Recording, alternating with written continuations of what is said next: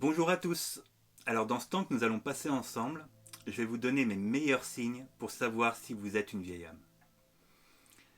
Vous vous posez peut-être cette question car il arrive régulièrement que vous pensiez différemment de vos amis ou de votre famille. C'est comme si vous étiez dans votre propre monde, un peu à l'écart des tracas du quotidien.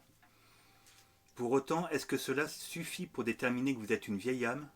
Est-ce que c'est une question de maturité? Je vous dis tout dans cette nouvelle vidéo. C'est parti!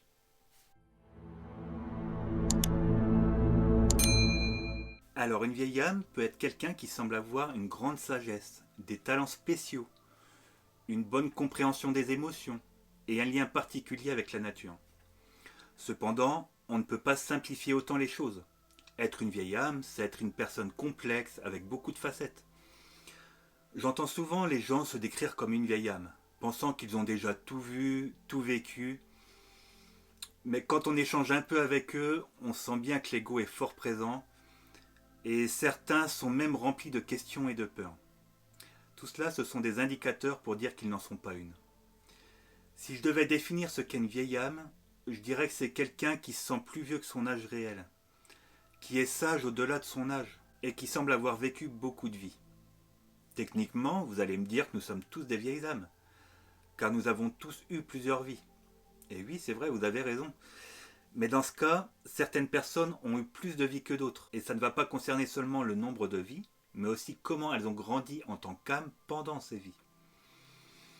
Alors comment peut-on savoir si on est une vieille âme? Moi je dirais que les vieilles âmes, elles ont souvent des signes distinctifs, comme une grande intelligence, elles ont beaucoup d'empathie, elles ont une intuition aiguë. Elles cherchent souvent un sens plus profond dans la vie, quelque chose qui va au-delà du pouvoir, de l'argent ou du succès. C'est comme une quête pour rentrer à la maison. Certaines peuvent naître avec ce sentiment d'être différentes, et il y en a d'autres qui traversent un éveil spirituel et retrouvent ce sentiment de vieille âme au fil du temps. Elles aiment aussi passer du temps avec des personnes sages, comme des personnes âgées. Elles aiment, elles aiment vraiment se connecter avec les autres à un niveau plus profond. Maintenant, si vous demandez si vous êtes une vieille âme, vous pouvez aussi passer par un médium. Personnellement, moi, c'est pas quelque chose que je préfère faire le plus, mais Cindy peut vous aider à en savoir plus sur vos vies passées lors d'une consultation de guidance. En plus de ce que nous venons de voir, il va y avoir plusieurs signes pour vous indiquer que vous êtes une vieille âme. Moi, dans cette vidéo, j'en ai sélectionné 10. C'est ceux que je trouve les plus importants, mais je vous en donne 50 autres dans l'article qui s'affichent juste au-dessus. Alors bien sûr, il ne suffit pas de tous les avoir pour être une vieille âme. Disons que si vous vous reconnaissez dans la majorité de ces signes, il y a des chances que vous en soyez une. Alors premièrement, vous êtes un loup solitaire. Vous êtes souvent désintéressé des intérêts et des activités des personnes de votre âge. Le sentiment de dépendance est un problème important pour les vieilles âmes. Résultat, vous passez beaucoup de temps seul, luttant pour vous connecter avec les autres, parce que la plupart des gens ne partagent pas les mêmes valeurs et intérêts que vous. Deuxièmement, vous êtes spirituel. Souvent, les vieilles âmes sont spirituelles et sensibles. Elles ont un éveil spirituel qui dépasse les limites de leur ego. De cette façon, elles peuvent se concentrer sur la réalisation de soi et l'illumination. Vous n'êtes peut-être pas religieux, mais vous vous intéressez à tout ce qui est spirituel. Le fait de vous retrouver ici, en train d'écouter cette vidéo, en fait partie. Vous ressentez que nous sommes des êtres spirituels vivant une expérience humaine. Et quand il y a quelque chose que vous désirez, bien souvent, vous utilisez la loi de l'attraction pour la manifester. Troisièmement, vous appréciez la liberté. Vous avez du mal à travailler enfermé dans un bureau, ou même au sein de la société. Vous avez l'impression de vous sentir pris au piège. Vous avez même peut-être pensé à devenir entrepreneur ou nomade numérique pour être votre propre patron. Tout cela afin de pouvoir rester chez vous ou au contraire parcourir le monde. Quatrièmement, vous sentez que vous avez un but dans la vie. Vous avez toujours eu l'impression d'être ici pour une mission importante, même si vous ne savez pas encore quoi. Vous sentez juste que c'est quelque chose de grand qui aidera l'humanité d'une manière ou d'une autre. Et pour cela, vous vous sentez guidé, soutenu sur votre chemin de vie par une puissance supérieure. Cinquièmement, vous avez eu une nuit noire de l'âme.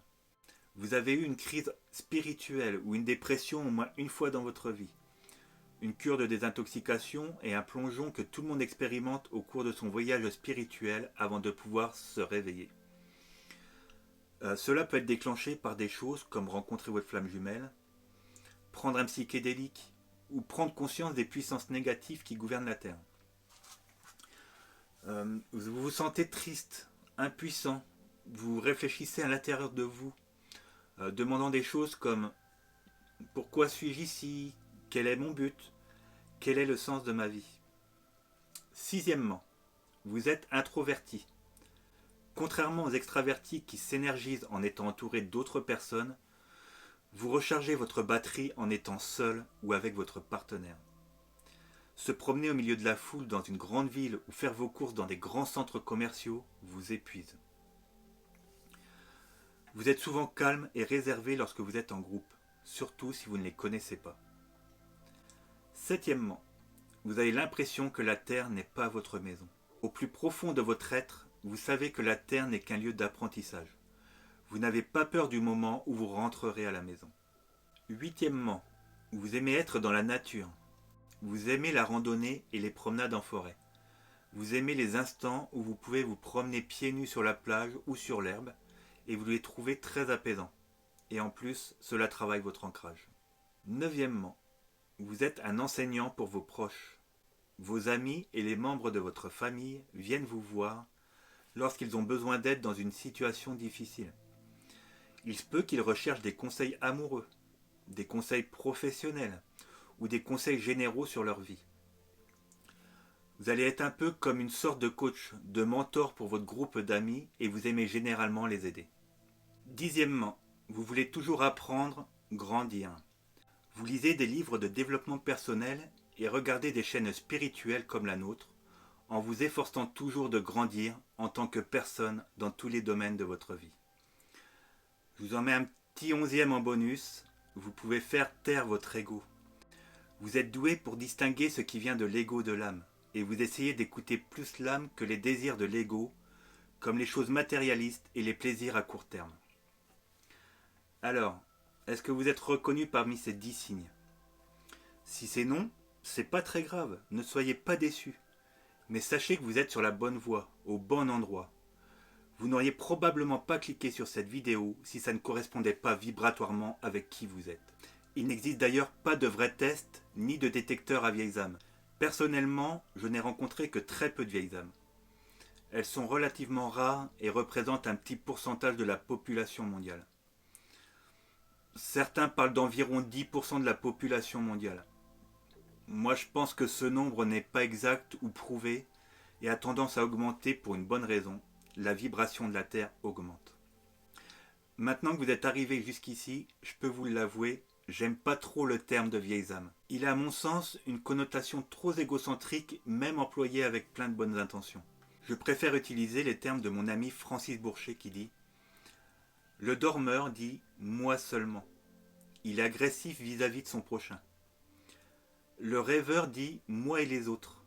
Il est indifférent à son prochain. L'éveillé va dire « les autres et moi ». Il est respect pour son prochain. Et le réalisé dit « les autres seulement ». Il est amour inconditionnel pour son prochain. L'appellation réalisé me convient donc mieux. C'est celui qui aura la pensée juste, la parole juste et le geste juste 24 heures sur 24, en tout lieu et toutes circonstances. J'espère qu'à travers ces mots, je vous ai aidé à comprendre le sujet des vieilles âmes. N'oubliez pas également que dans l'article que je vous ai mis en description, vous trouverez 40 autres signes pour encore mieux vous aiguiller. N'hésitez pas également à me rejoindre dans les commentaires pour continuer d'échanger à ce sujet. Je vous fais plein de gros bisous et je vous dis à bientôt pour une nouvelle vidéo.